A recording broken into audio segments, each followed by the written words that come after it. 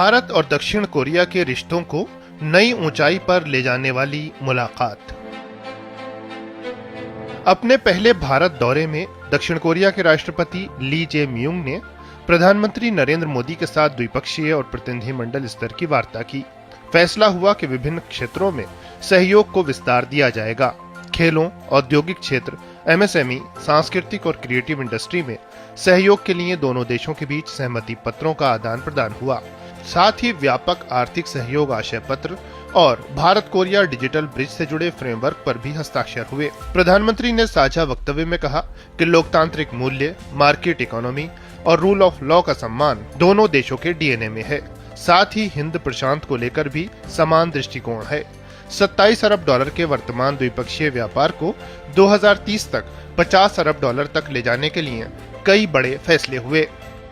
हम चिप्स से लेकर शिप्स, टैलेंट से लेकर टेक्नोलॉजी, एनवायरनमेंट से लेकर एनर्जी, हर क्षेत्र में सहयोग के नए अवसरों को साकार करेंगे और साथ मिलकर दोनों देशों की प्रोग्रेस और प्रॉस्पेरिटी सुनिश्चित करेंगे।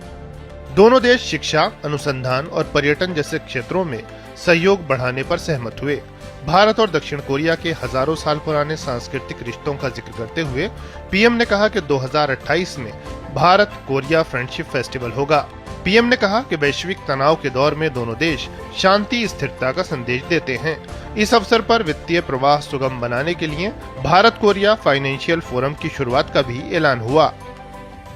क्रिटिकल टेक्नोलॉजी और सप्लाई चेन में सहयोग बढ़ाने के लिए हम इकोनॉमिक सिक्योरिटी डायलॉग शुरू कर रहे हैं।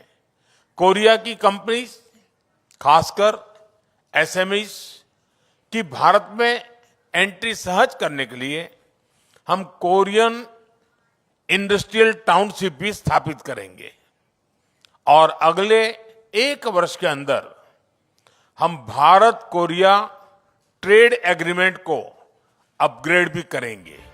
दक्षिण कोरिया के राष्ट्रपति ने भारत के साथ रिश्तों को अहम बताया। उन्होंने प्रधानमंत्री नरेंद्र मोदी के विकसित भारत विजन की सराहना की। With the world's largest population and the 4th largest economy, India has emerged as a leader in the global south. And under your Viksit Bharat 2047 vision, this country is achieving remarkable development.